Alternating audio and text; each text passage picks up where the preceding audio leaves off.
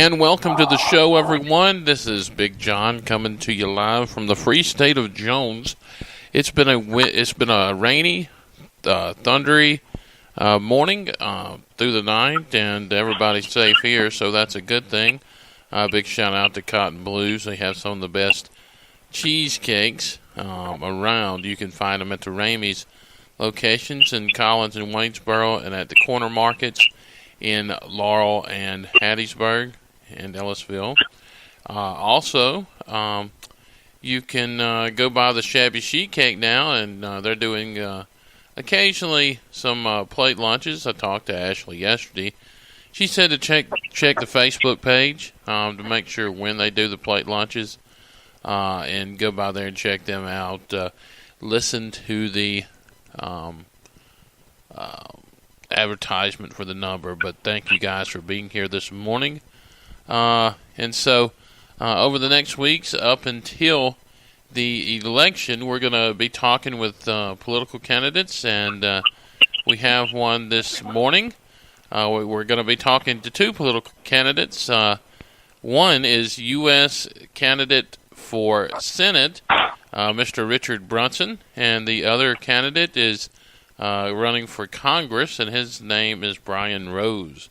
So looking forward to talk to them, and it should be a good show, so thank you guys for being here.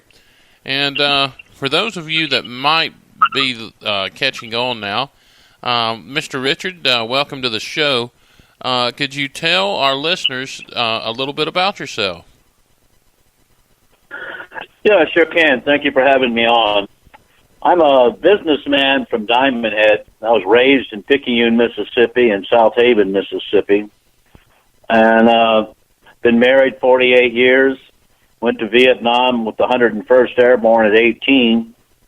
Got wounded and had malaria and come back home and started probably 5 or 6 businesses, and some of them I've sold and a couple of them I still have. About 3 or 4, I got 3 patents in my lifetime. So that's about me. Okay. Well, good deal. Well, thanks for being here. And it should, that your record should tell the tale. And so people should be able to know that you have sense, and one of them devil dogs, as they call it. Thank you for your service, and we appreciate you being here. So in the next course of the weeks, I guess up until the election, Mr. Richard has agreed to take your questions. And so that's what he's going to do this morning. And we have a lot of good questions this morning, Mr. Richard. We've had a lot of people message me.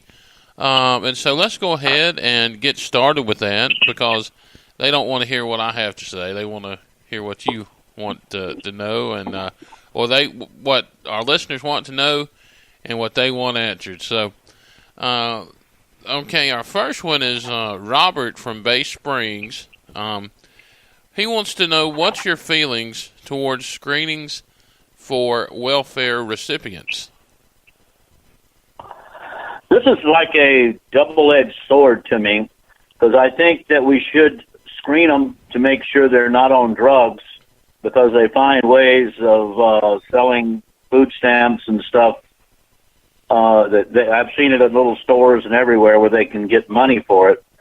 But the secondary part of it that scares me, because I happen to be involved with it in Hancock County, is when you stop giving them food stamps and they have kids at home,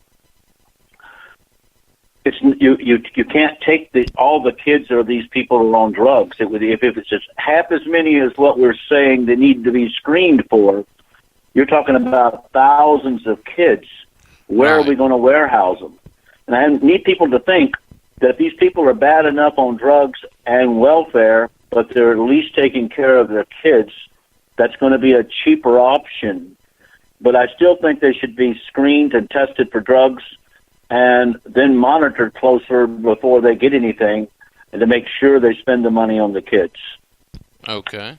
Very good, and I agree with you there. It's that's a tough one to kind of solve, but it is an issue going on right now. And another question is this: Gloria from Petal asks, "My grandfather served in World War II. How do you plan on remembering our veterans that have served overseas now, in the future, and in the past?" Well, as a Vietnam vet, I felt the sting of being not liked. I think our World War II veterans that are coming to an end need to be honored in every way we can honor them. I was the main speaker in Biloxi at the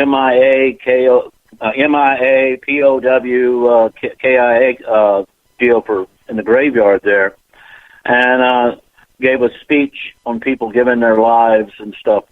I think that at least in Biloxi area in Mississippi, that is a great area for World War II veterans. When you go there, you see hundreds of them that are being taken care of. The VA hospital, I've never had a good feeling with. I was treated very badly coming back from Nam as a wounded soldier and with some terrible nightmares, and was rejected from the VA. So I have no idea. The VA, I would like to see all combat soldiers to have a ID card that they can go to any hospital in any military base or any VA hospital and get care. And maybe put that to, if you're going to have veterans die, you need to have them being taken care of. Absolutely. And that's a good idea there. Okay, the next question is Samantha from Taylorsville. She writes, Obamacare was a nice idea, but realistically, how do you plan to make it better? Well, see, I believe that we should take these things back to the state level. I think that education should go back to the state. Healthcare should go back to the state. Anything except the actual protecting our nation should go back to our states. I think if the federal government's going to give us money for different things, it should be in the form of block grants, and then the people that are close to Mississippi that know the problems can solve them easier than people in Washington. Okay. Very good. And then Jonathan from Hattiesburg writes, what do you think about legalizing gambling in the state of Mississippi? Well, we already have it legalized, and it's been a boom for the state, especially in the southern part of the state. It used to be up in Senatobia. I don't know. The last time I seen a few casinos closed up there. Hold on. It says sports gambling. Am I correct? Sports gambling. Oh, sports gambling. Okay. Well, I figure if you have gambling of any type, why not have some more? I mean, I don't understand if you're against gambling, you're against gambling 100%. Our state hasn't been against gambling since we opened up the casinos. I'm for, if we had the lottery brought back, I would like to see 80% of the profits of lottery put in for just teacher raises, so that our teachers in the state of Mississippi can get the right wages compared to the rest of the nation. Because if we're going to have a lottery, I think we need to have it as such that it goes to a specific need and takes care of that particular need. The sports betting, again, it's done all the time. It's done illegally. It's done legally. So I don't see any reason to stop it. Okay. And our last question is from Sam from Moselle. Sam writes, I have relatives that go back to the Revolutionary War. How do you plan on protecting state monuments and our state flag and other Civil War history? Well, I'm a member of that Proposition 62 that wants every city to recognize that the state of Mississippi voted for the flag that we have at the Capitol now. And their rights are just as important as the people that lost, except the people that lost do not have a foot to stand on the flag for the state of Mississippi. I think that that should fly in every courthouse, and with that proposition, we will make sure that they're legally bound to do that. Now, as the monuments, I am a staunch person against them tearing down our historical monuments, changing our founding fathers' names on buildings. All of these liberal socialist things are just like the Soviet Union and China did when they took over and tore down all these statues. I'm for federalizing all land that statues stand on, and the only way a statue can come down that represents the founding fathers, the Civil War, and other great men is to go through Congress to get it taken down. I think that's the only way we're going to save our statues in the future, but it's going to take guts, and I don't know how many politicians by myself have that much guts, but that's what I want. Okay.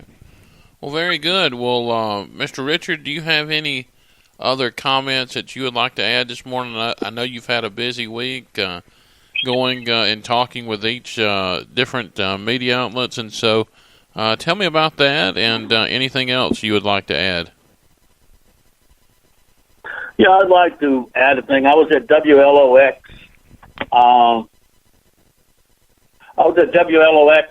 Yesterday doing a segment with a whole bunch of other candidates over there, and I mentioned that the state of California, the state of Illinois, the state of New Jersey, and maybe a couple of others that are breaking federal laws, and we're not doing anything about it. That I was thinking that the only ones that have to follow laws are southern states. I made a comment that I would like to change the state flag by adding a cross by the stars and bars. The cross would represent the